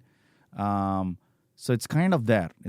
I'm able to like Paul Smith let me do like 25 minutes at Brazos Theater in Waco. Yeah. Marina, she's got her own show at House of Hannah, and she does a monthly show there. And it's like she let me feature there, and she let me do the same thing, 25 minutes. Gretchen let me do 25 minutes at 28 minutes. I did at her show at the Bourbon and Banter. Like that's at the Statler, right? Statler. She does the Statler. Yeah. Great shows. All these are amazing shows, and it's like, so I'm getting these opportunities in pockets. And there was like a fundraiser show I did on Tuesday. This guy I knew through Marina, same thing. That guy he was raising funds for his play. It's called Fatherland. Go and check it out over here. So it's like, it's those few opportunities when you get them. And I'm like, yes, I'm like willing to pounce on them and take it, because I know there's a lot of these other comics who are there. It's like there's Tyler Elliott, there is Kerry Smith, there is all these people, Lawrence Rosales. There's all these amazing comics who are all there. Will kill it, crush it in the feature spot. But I think, and it's like, I think what a lot of us aren't thinking about, is Dallas, Fort Worth, just all the surrounding areas that we have, right? Yeah. There's no reason some of our clubs shouldn't be having shows, 5-6 nights a week. It should be possible. I think you should be able to have your open mic, and I think we all have a big marketing problem. And then, like, what I hear anyway, I could be way off. What I hear when I talk to a lot of y'all, I think y'all have a thought process of scarcity sometimes. Sure. Like there's only so many feature spots. There's only so many host spots. Yeah. But in reality, there's all these nights at these clubs that are not being utilized. Yeah, but it's right? You also have to think of like how Dallas is as a town. Yeah, but it's but like it's also not a like, I feel like now with all these clubs, like comedy is like a thing that, because like when you tell like a random person that you do comedy, it's like, oh, I've been to Hyenas once, or I've been to Dallas Comedy Club. They'll say a thing like, it's like, once, I've heard about this. Like I've been always meaning to go there. Or something. So it's there. It's in their periphery. It's there in their they've heard these names, or they've been there once. It takes all of that to. It's like it only grows over a period. And then there are like scenes where it's like for instance, I don't know, like Austin has got like comedy like every night of the week. Yeah. Houston does it, I think, almost every night. Almost, I think. So it's like, so it's like to get to that level, it takes a certain thing of like the culture around that town, and it's like comedy should be a part of all that. And it's like, but when you're like having trouble filling up seats, say from Thursday, even when you started from Wednesday or Thursday, then it's like, well, first we got to work on that. We got to make sure that, let's say like, oh man, Wednesday or Thursday, if you're at any of these clubs, it's filled up, dude. Like, it's so hard. I won't make you say anything about what I'm about to say, because you need to work with these clubs and stuff. Please don't feel the need to respond to what I'm about to say. Sure. But as a fan who goes to these shows, like I'm somebody who actively seeks out a lot of shows. Yeah. Right? Yeah. And still, because you're a psycho. But still, typically, the only reason I find out about these shows that was a joke. is because I'll make an effort to, like, if there's somebody who I'm like, I keep seeing this name, but I haven't watched them yet. You know, maybe I'll shoot them a message and be like, hey, if you ever have any shows come up and you think about it, would you please send me a message? And I'd love to come check one out. Right? Yeah. I'd never, and I mean never, hear about these shows from the clubs. And that, as a consumer of comedy, I think is a big problem. Oh, you mean like telling the club? Can you let me know if so and so's doing a show? No, I mean I see either none or the bare minimum of advertisement from clubs towards people who might be interested in comedy. For instance, I'm trying to think. Like there's so many times where I'll see like a big name is coming to town. Yeah. But I'll only see it from that person's social media account. Okay. Right? Or like maybe a local is having a bigger show or something. Right. I don't see a lot of of the clubs kind of going out of their way to hype up their own local scene through promotion. Yeah. I think the people who I've seen try quite a bit, DCC, it's like, they've got those great posters on the side of their building. Yeah. And like when locals are headlining, they're doing those things. Yeah. And then, they're kind of doing what I would hope all the clubs would do, which is on your off nights, you try to have like off night shows and like try to cultivate that a little bit. Right. And I'm not saying it's easy. Yeah. I know it's hard, but I also think when you're a more established club, that how hard is it to hire like a social media person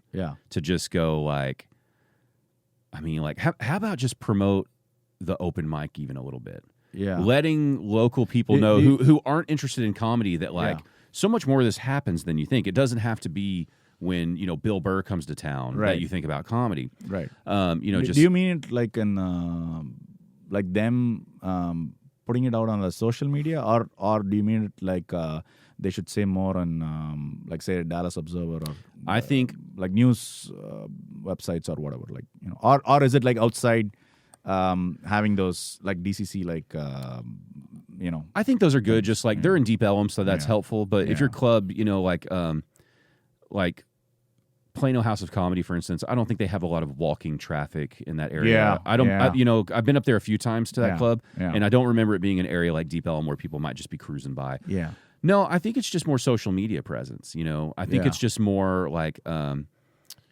if you had a bigger show coming up that was important to you as a local, that club going like, there is no such thing as a smaller show here. Yeah. It's like, how hard would a couple of posts just be about like, one of our locals, Arun, is doing this show. He's been in the scene for this long. He's got this style of humor. We love, you can kind of compare them to these types of comics. Wow. This is a great chance to come watch somebody on an off night instead of like an expensive weekend ticket or something. Like there's ways you can market those nights and those shows. And again, I don't want to pick on any one club. Yeah, I think, I cannot speak to of course, it, I don't want you to. I don't want you to say anything. I want to express my version of it. Yeah. And it's all coming from a place of somebody who's like, I want to come to your club. Sure. I just like the only way I'm going to know what's going on at these clubs is I have to individually go to each club's website and scroll through the calendars and put it in my phone that like, 2 months from now, this person's probably coming to town. Right. If I don't do that, then I have to take a chance that on the off chance that you see it. Like I just watched a special from this guy who's popular but not famous, Gavin Matz. Yeah, I've heard of him. He's super funny, and the special he just put out is hilarious, and he did it through All Things Comedy. Yeah. But it's like, if he comes to Dallas, he's at that level of success where he's going to be a headliner. Yeah. He'll probably sell his tickets, but it's probably going to be like they throw him a Thursday or something. Okay. Do you know what I mean? Like I don't know that he's going to sell out a full weekend in Dallas. Right. If he does, fantastic. Right. But if he's doing a Wednesday or Thursday, the only way I might hear about it is through his social media. And if I don't hear it there, I'm going to be like, fuck, I missed his show. I didn't know he was coming to town. Yeah. And so I think there's this big opportunity I see what you're saying, to focus on. Because I think you could show that like, there are these great shows that come through town on off nights. Yeah. But I think that the average public has a hard time understanding that that's happening. Right. Because I talk to tons of people who are talking about making trips down to Austin to go to the mothership on a weeknight. Right. If they'll drive to Austin on a weeknight for a like comedy this is show, like general public? General public, not huge comedy fans, just people like, I heard Joe open that club and that they have shows and it sounds like fun. Yeah. And so if like once they found out that was an option in Austin, they were willing to take a road trip. Yeah. So it's like, fuck, they're willing to drive to Plano or Deep Ellum or Fort Worth if you can show them that same thing exists. Right. Now, we have equally talented comics. Like there's so many amazing comics. And so I think a part of that, I don't want to like. I kind of want to say lack of awareness, but it's not exactly that. I'm not trying to say it in like a negative way because I'm sure running a club is extremely hard. No, it is hard. So I don't want to take away from any effort that's going into it. That goes on. Yeah. It's like But I think they should have like but like if you saw that type of effort going in, I think comics would go like, shit. Yeah. They just invested in me. Yeah. I better bring it. I better bring it, right? Yeah, like they did this stuff. Yeah. They did all this. Yeah. And then on the flip side, I think they'll go like, I better promote this. Right. Because if they did all this Right. and I don't do my part and we don't get any people there, Yeah. I don't know they're ever going to let me do this again. Right. And so I think there just needs to be this mutual, and like I include myself in this conversation as somebody who like promotes, right? Yeah. It's like there's got to be this mutual of like, okay, we all need to commit to trying a little harder. Yeah. And I'm not saying you're not trying hard. Yeah. But like let's just reach for that little extra tier. Yeah. And like bump the whole scene up for everyone. It's like I would love to hear that, Backdoor Comedy Club, Plano House of Comedy, Hyenas, Improv, TKs. Who else are we missing? Comedy Arena. Yeah. It's like I would love to hear that like all of them have Wednesday night shows that are at like 75%, 80% capacity. Oh yeah. You know what I'm saying? That would be the best. And that would be the best. It's got to be possible. If that happens, that'll be like the pinnacle of the scene, that at that point it's like I want to be in speaking of that, it's like I want to be in a scene or in that. I hope that's a time where it's like, what are you doing this Wednesday? I'm doing such and such a club. Where are you at? I'm doing this and this club. And it doesn't matter which one you're at. They're all, like you said, 80%. Oh, those are all amazing shows. People are like teaming in, to come watch this. And it's like, now it's not at that level. No. I keep thinking it's because of the culture of the city itself. Because like some cities have these they have this comedy culture in them, where it's like New York or DC, all these places have like it's like comedy is like so ingrained in them that they'll be like, what do you want to do tonight? Like let's go to a comedy show. It's part of the conversation. Yeah, I think. How do we get that into the I think they've just been of people here? They've just been doing it longer, right? New York has had comedy far longer than we have, and that's how. But and also very similar in terms of like the clubby aspect of it, like very that many clubs. But I feel there's got to be a lot more also in terms of like independent shows. Yes, it's kind of starting right now, and it's like, but I wish there are like more of them, and they all should have the same model where it's like, hey, free show at this bar or whatever. And it's I've talked about it a couple times on here because I love what Cowabunga and Dead Good are doing. Yeah. And I would like more of that from even different people. Yeah. Because they're not even stepping on each other's toes. Yeah. And they're not stepping on the toes of the clubs. Like they're doing it in areas that are far enough away that it's not impacting. Yeah, it's not impacting. But it's showing. But it could also be like symbiotic, where it's like they be like, hey, if you want to come watch me on the on a club show, come check me out. And then you'll have to pay $15 or $20, whatever it is. But it's like, this will be the lineup. There's also going to be a great headliner. It's a whole different experience. It's a whole different experience. It's not this. And it's not like these fucking losers. No, I'm joking. Yeah. No, I totally agree. And I think... but there's got to be like so many of them. You know what I'm saying? It's the thing that you're not thinking... Maybe I'm sorry, not you, but just the thing that we aren't thinking about with those independent shows that you're talking about as well is, like we keep saying Dallas, right? Yeah. And we forget like the Metroplex. Yeah, the Fort Worth, Dallas Fort Worth. But not even just that. It's like Comedy Arena up in McKinney. Yeah. What's the club in Tyler? Rose City. Yeah. Right? Yeah. Paul is working on a venue in Waco. The Brazos Theater in Waco. And then there's like, Michael Pazvar's doing stuff in Salina up at the Rollertown Beer Works. Rollertown Beer Works, yeah. The part of the way we're going to get these comedy clubs packed out on off nights is by ensuring that those types of shows on the outskirts are also doing well. Right. Because those are the people who probably don't realize there's that much comedy available. Yes. And then on the flip side of that, 100%. I think on the flip side of that, that's the way you build a healthier scene in terms of performers. Yeah. Because it's like, I was talking to Tyler Elliott because he lives out there and he works at Rose City probably more than some of the other comics. Yeah. And it's like, there are comics out there who never ever would have started comedy if Rose City didn't exist, right? Yeah. Same with Comedy Arena in McKinney. It's like, how many people are probably going to that open mic in McKinney that would never go to the open mic in Dallas? Yeah. And so I think it's going to be really important to foster those venues that are outside of Dallas and Fort Worth proper. Yeah. And huh? Oh, you want to pause for a sec? Yeah, go ahead. Cool. Yeah, Arun.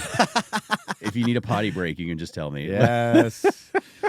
I showed him a text like I was being held hostage, and he's like this guy is trying to I thought you were about to show me something horrible. I was like, what's going on? Is everything okay? But anyway, no, we were just talking about these clubs on the outskirts, these new comics coming in that wouldn't come in if those didn't exist. Yeah. And then shows, independent shows, like you said, bar shows or something. Yeah.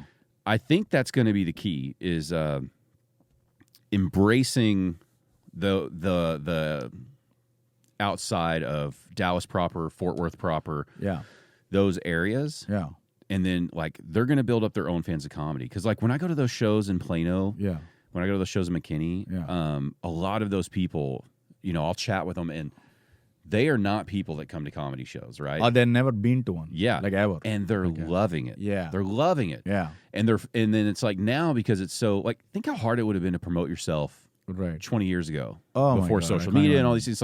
You have a card now where somebody can just go scan it and they got you. Right.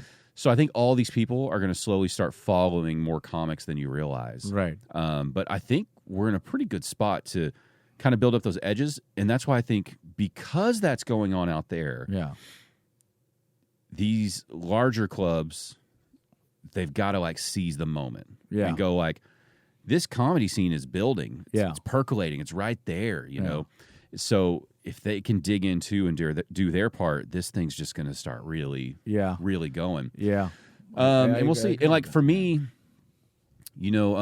Lawrence's special, when that comes out, for me, that's I hope that'll be part of me contributing. Yeah. Where it's a huge thing. Well, I wanted to say it's whatever you're doing for the scene, and it's this is something I love the fact that there exists a thing like this.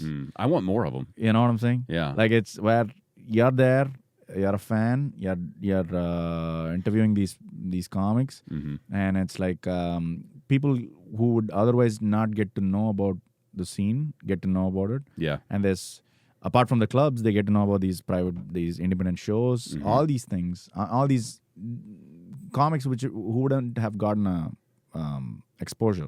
Well, I'm hoping Lawrence's thing will be a proof of concept. One, for me to continue making more of those with the comics that I know are really good. Yeah. And it's I don't want to do them for everyone, but I do know the comics that are really great that deserve to have something filmed. Yeah. And it's something that you're putting your time and effort and money and sweat and everything into it. Yeah, but I mean, it's also fun. I like doing it. Yeah. I don't want to act like I'm sacrificing, because I'm not. I really enjoy it. And I think, for me, as from the outside, it's great effort. That's what I wanted to acknowledge and recognize. Oh, well, thank you. I appreciate it. Yeah. But I also wanted to be a proof of concept just to people who aren't in this thing of there's someone here who is funny enough that we made something also. Yeah. And then they go, oh, that's a dude from here that's on YouTube, and we can go watch this thing that doesn't look like it was recorded just on a cell phone, Yeah. Because we have people trying to do stuff here, right. And it's just we're missing a few pieces, missing a few stepping stones. Right. But I think it's going, even talking about me doing this podcast, it's you were on the other podcast around here before they stood up with Tom. Oh yeah, he's the same as me. Yeah. He doesn't perform, right? Yeah, he just loves comedy. He's just a fan. Yeah, he's just started a few years after me. You know, so it's I feel the same way about. I was so surprised when I came to know of him when he hit me up. Yeah, and I was like, wow, that's another person like that. Yeah, and that's what I want. It's if there's 4 or 5 other people doing a show similar to this, but just their own version. Right. And I'm not saying he saw my show and wanted to do it. I think he didn't know my show existed and just wanted to start it. Started his own, But he's got his own style, his own version of how he does it. Right. And I think all of that's really important. Right. So it's for me, it's I hope his podcast is really successful, because then I'm going to hopefully have access to even better comedy shows, better comics. Right. It's got to be this whole growth. It's symbiosis, man. Yeah. I'm telling you. It's you're so right about it. It's we all and, as comics especially, we think from this thing of like we think we are all like competing, and I've always held this belief that it's like no, we're not. It's I'm an also, and I exist because of all of you. It's like if it was just me, that's like that's like saying there's only Indian cuisine available, and that's your only food option, and like you'd be like, no, what the fuck is that? I need different things, and that's what a comedy show provides. Yeah. And it's like, well, now I can be one among them. It's like, yeah, sure, you want to stand out, you want to be the guy, you want to be the headliner, you want to like, yeah, I want to get my own Netflix special, HBO and all that. But it's like, sure, but none of that exists without this whole community, without the variety. It's like it's always, it's just exactly like music. You need rock and roll, you need jazz, this band doesn't that. suck because I like the other band. No, I like both bands. Yeah. I think it's working on it, and like I think we have more groundwork laid down than we even realize. You think? Yeah, because like I've heard what you were saying about like Dallas, just it's not really a comedy city.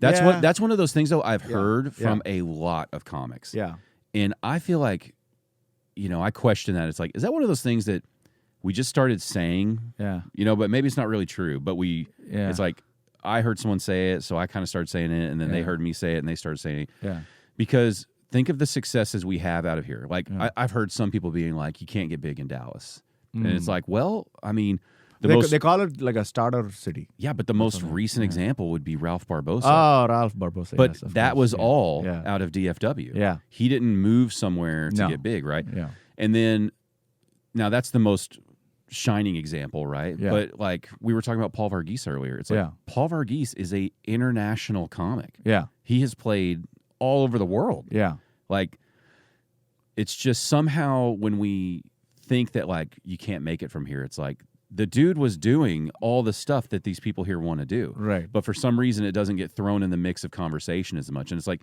he was on tour with Russell Peters. Yeah. Like he was on tour with I think Joan Rivers. Yes. Gabriel Iglesias. Yes. And it's like and a bunch of other people. In their like he was working with Fluffy when he was a small time thing, like when he was popular. Yeah. And same with Russell Peters, and it's like that is a massive success story out of Dallas. Yeah. But I think people just forget to include that in the conversation. And I'm sure there's others I'm just not aware of because I'm still learning. Yeah. But those are just the two that I know of. So it's like I think it's just one of those like we all have this imposter syndrome of like our city's just not capable of doing that. Sure, It's like it's here. It's here. I think what I've heard, the other thing that I've heard people say is I've heard like a lot of comics came through back door. Like big comics even. Yeah. But they then moved to LA or New York or whatever. Right. And so like the other refrain or the thing that I hear is people don't stay in Dallas, and they just almost always move out. And then they get big. And I've heard more than one person talk about like but once Ralph, they hit that, they don't come back and like but Ralph's success, that's why it's so important because it now puts a spotlight on us. Yes. It's like people say like, oh no, it's just Oak Cliff and Latin American comics. No, it's all of us. Well, and even if it is Oak Cliff and Latin American comics, great. Yeah. If that's the lane he's currently in, we all know he's capable of switching lanes if he wants to. Yeah. But if that's what's working well right now and he's having a great time and doing the work he wants to, great. Yeah. Let's just say it's Oak Cliff. Doesn't matter to me. Yeah. Now all you got to do is get the other versions that you want included, and boom. I think a lot because it's all here. Yeah. And it's that's a huge thing for us, is what I'm trying to say. It's like that because he could have chosen to film that in how many different places. Yeah. And instead he filmed his Netflix thing at the Kessler Theater in Oak Cliff. Yeah. And it's like keeping it homegrown, showing like it can be done. This is my people. This is where I want to do it. This is close to home, and it's like he's I'm so happy for him. I'm so proud of him. And I'm happy that he embraced that, and I don't think he ever does not show love for Dallas. No, didn't he just drop in again on a show this week? Yeah, just this week. Like maybe 2 days ago or 2 something? days ago. No, just yesterday. Okay. Yesterday. Wednesday, DCC open mic. Yeah, I think it was Xavier Poole. Just dropped in. And it's like, that's... Yeah. Right now, I'm sure he's so busy, which is fantastic, because he looks like he's just touring like crazy right now. Yeah, now it's like I told people like he's doing clubs this year. He's going to be doing theaters, and he just put out the promo for doing theaters next year. That's great. I'm calling it now. He's going to be the year after that. He's going to be doing like either he's going to be on TV or on movies or something, or even by the second half of next year it could happen. That'd be really cool. I'm calling it. Like it's like all right. I'm saying you heard it here. You heard it here first. No, but it's like I want it's good. Like I'm rooting for the guy. Like it's like I'm rooting for anybody from here who succeeds, who does the thing, because you're putting us on the map. And I want more people to get recognized from here. I think it's going to slowly happen, and I think that's what I hope my part will be, at least through. I'm hoping 2024 that'll be a big part that I can build, because I want to do it on the comedy side and on the music side. Is just how do we create the proper representation if we're going to video something, if we're going to record something. That was something that was real important with Lawrence's thing is, like, what do you want it to be seen as by others? You know, me talking to him. So that when it's done, you feel like it's true to you, but we've also put it in a form that's quality enough that outsiders will go, what is this guy? Who's this? And again, start doing that part of going like, hey, we have stuff to offer here. Because it kind of... Like, I didn't really want to film anything that wasn't on my radar of stuff to do. But I just started noticing it's like there's these great companies that aren't here. So like, Don't Tell Comedy does a fantastic job. 800-Pound Gorilla. All Things Comedy. And I'm sure there's others that I'm forgetting. But they've got these great things. But it seems like they get a little coastal. And it makes sense, right? It's like they go probably as far as like Denver, Colorado. Yeah, but, they're doing what they can afford to do. It's like I don't expect them to be able to go everywhere in the country right now because this stuff is expensive and it's difficult. And I just kept thinking like, okay, either I don't know it yet or it doesn't exist in our area. And it's like, well, why not? I think it's just because we think it can't be done. And so, I'm fortunate, like I know a couple people who can record, run cameras and do stuff, and I know a little bit about sound. And it's like, all right, let's just figure this out. Because we're gonna sit here for the next 4 or 5 years, and a lot of great material from great comics is just gonna kind of like, like Lawrence could just move on to new material because he's tired of this material, and then that material just dies forever. Or material dies, or like the person that you brought up initially, like this comic that quit, but he had a great joke, and it's like like it sucks that I can't remember his name, and that joke's possibly not recorded anywhere. It's because you hate that person. It's like you're not the supporter of comedy that you claim to be. No, but I'm saying it's like you said, it's people either like move on from that material, or like sometimes like life gets in the way, and it's sad, but some people end up quitting, and it's like maybe if that person had that I'm pretty sure if I wish that person had that. I don't know who this person is, or the rest of the set was amazing.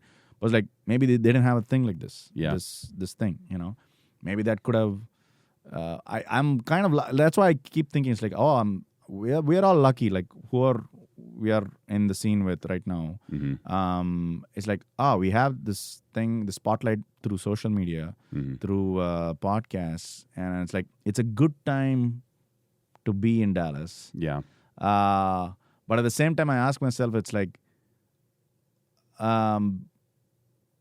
if a new comic were to start here right now, how easy or how hard is it for them to get into the clubs? The clubs are... So it's like, I don't know.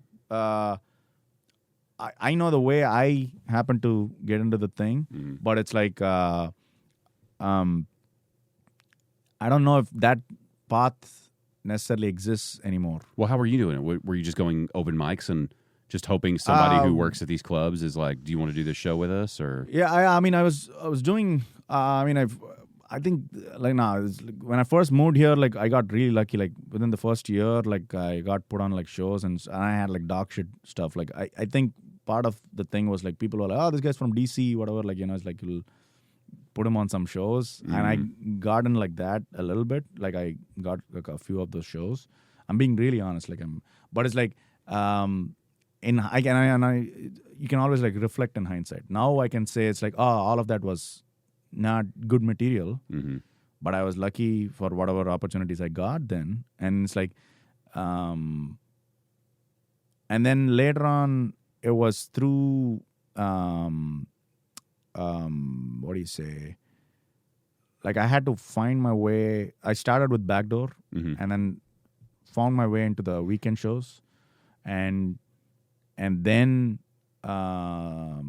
like I got noticed, given the audition for Hyenas on the roster, and then slowly but along the way, like I was getting on all these showcases, right? Stuff like that, little shows here and there, and then DCH was there at the time, and then became DCC.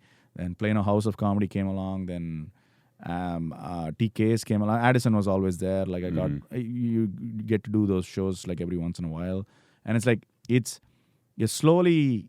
I was able to like get in with all these clubs, but I don't know if. And also, it was at the time when clubs had their own open mics and stuff like that. Where it's like, here's a. I think that needs to be seen is where there's got to be an assurance for new comics. So you think with clubs, where. And it's just a suggestion. This is my thing, and I know it's hard. It's probably not practical. Is I don't know, whoever is like booking shows has got to see, but it's like you're watching a lot of shit basically, and then how are you going to like now pick people? Yeah, that isn't it. Like maybe the next time I talk, I mean it in a good way, not shit meaning like shit material. I'm not saying comics, but it's like how do you then going to like pick these people? It's like, hey, you seem to be okay. I'm gonna put the show. I'll give you 5 minutes. Let's see how you do. Yeah. Don't fuck it up. Yeah. Sure. Like put a little pressure where it's like, let's see if you can rise to the occasion. See if you can. Even with the independent shows, like, sure, maybe like a couple of them have that sort of a thing, maybe. But it's like, where does this new comic get on shows? It's always with all these mini showcases that are happening at these clubs, and then somebody who's organizing that showcase says, "Hey, you want to be on the show, showcase?" Well, on the show we were talking about, this just happened. Yeah, you have.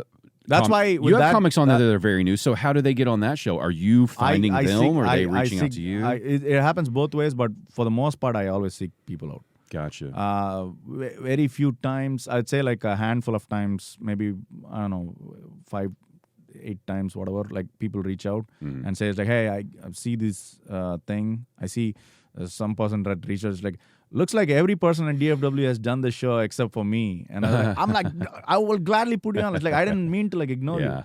I'm trying. That's a problem with like trying to get everybody on is that people who haven't been on the thing, and I probably actively somehow like miss them out. Like, I didn't actively think. They think it's like, oh, this guy is ignoring me.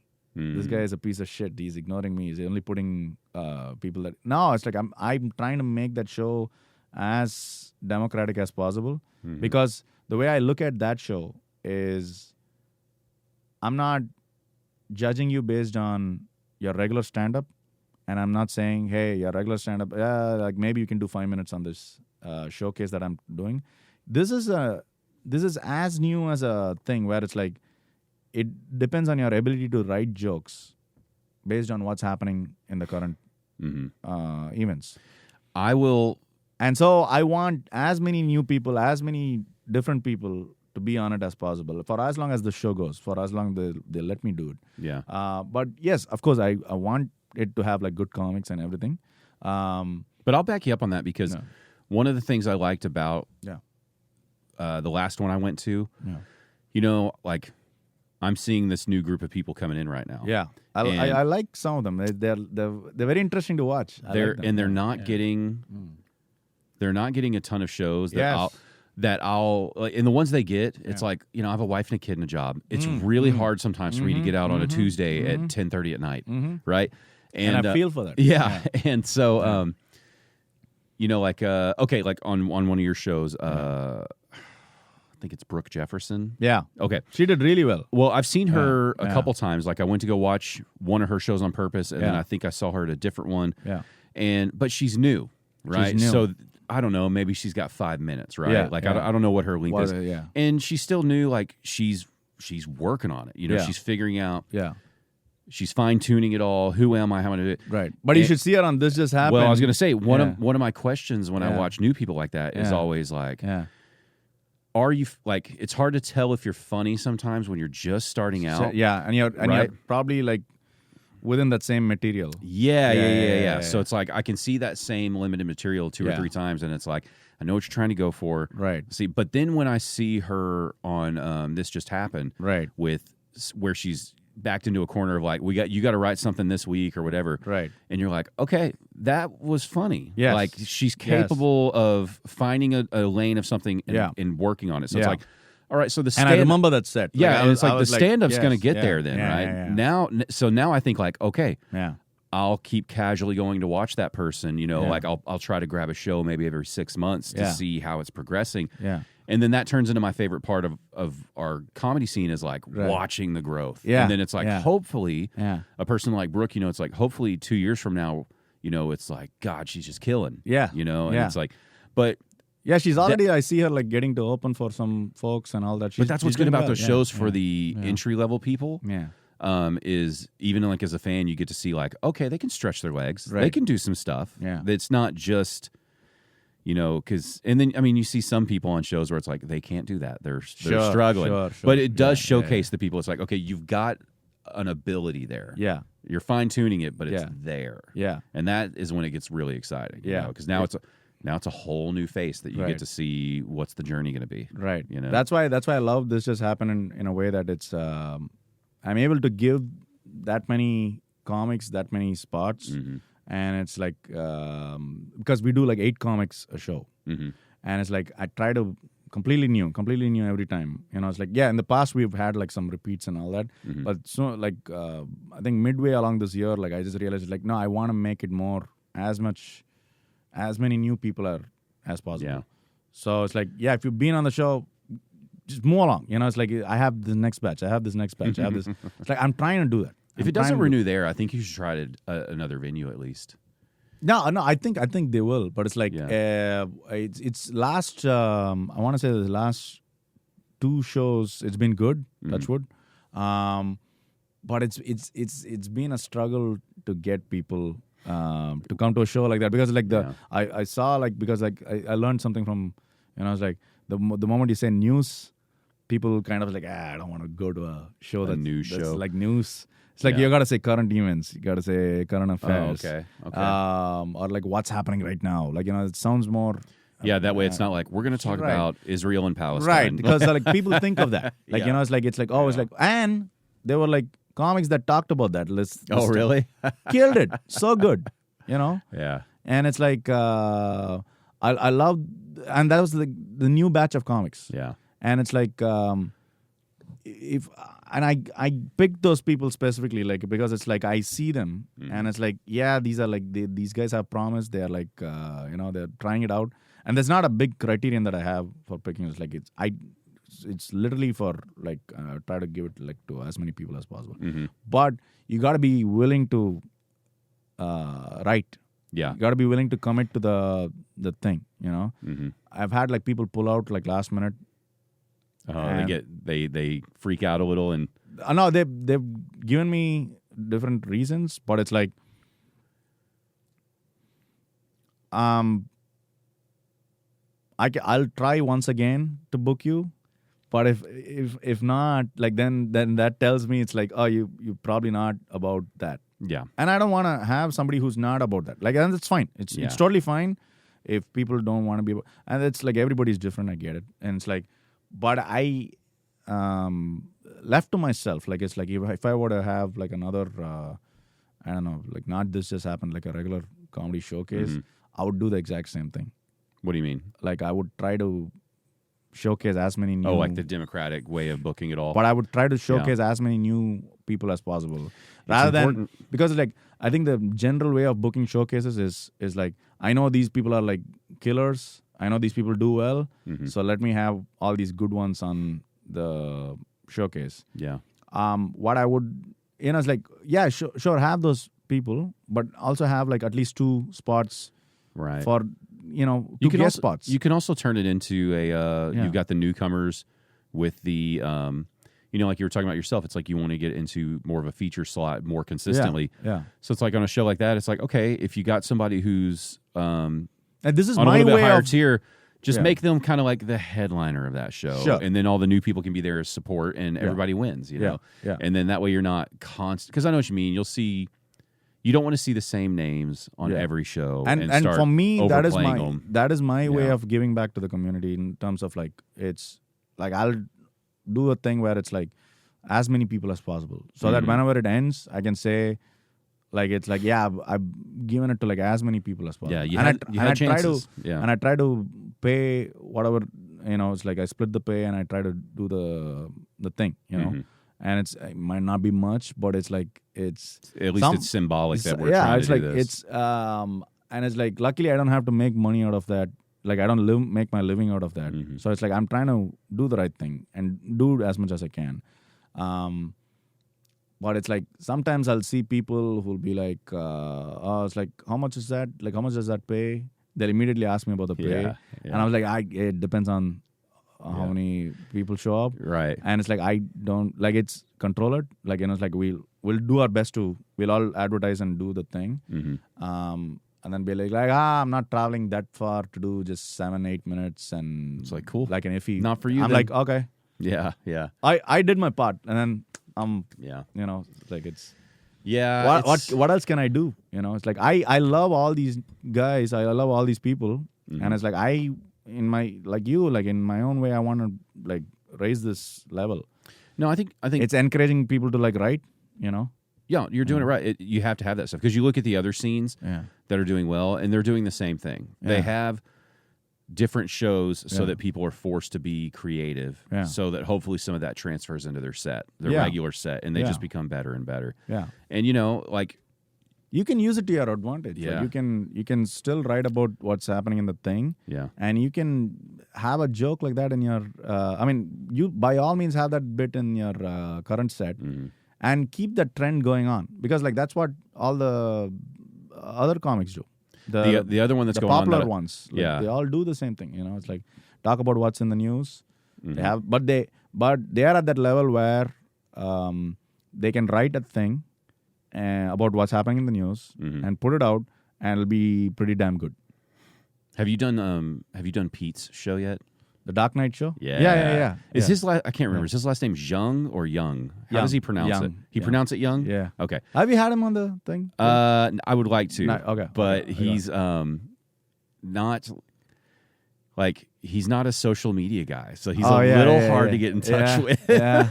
But also, I just want to learn a little more about him. I feel like I've seen him in one of the most brilliant comics. I like him a lot. Yeah, I love Pete. I just feel like I've seen shorter sets or kind of offbeat sets. Yeah.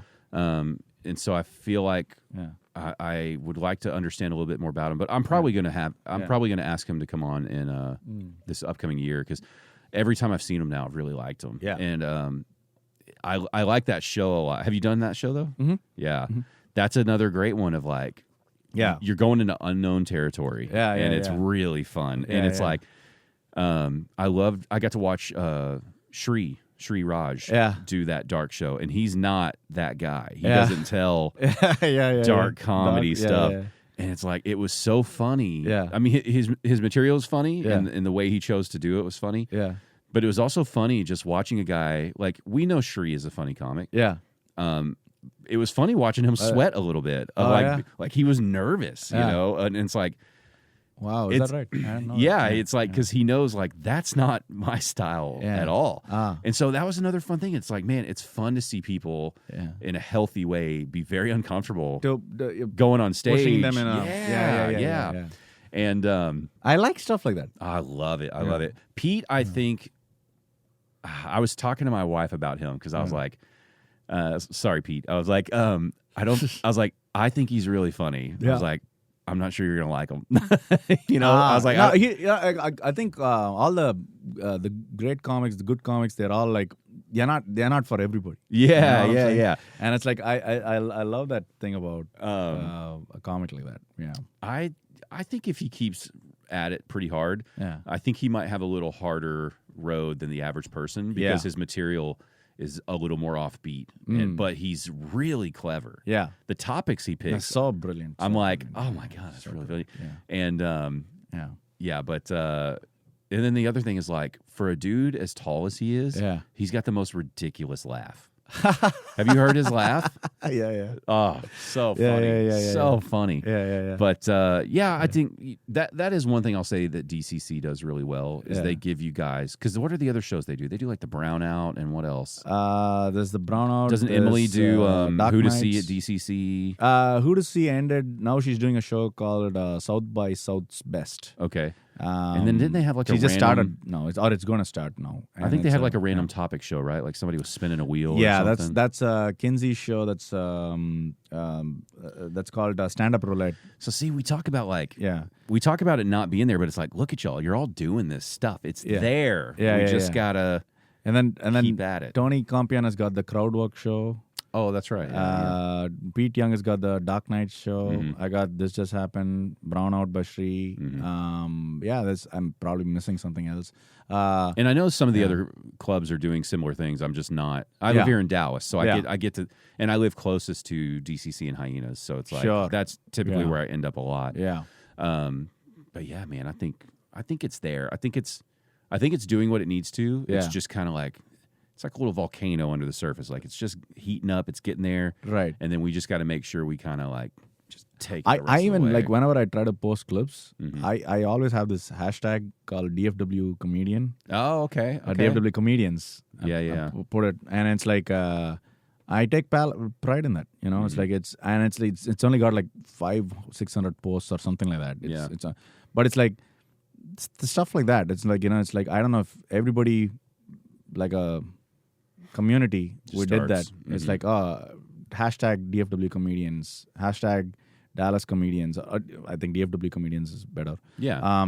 Because that's the other. It showcases, puts a thing on like that whole thing, and it's like at some point somebody just follows that thing, or somebody just says DFW comedy or whatever on Instagram.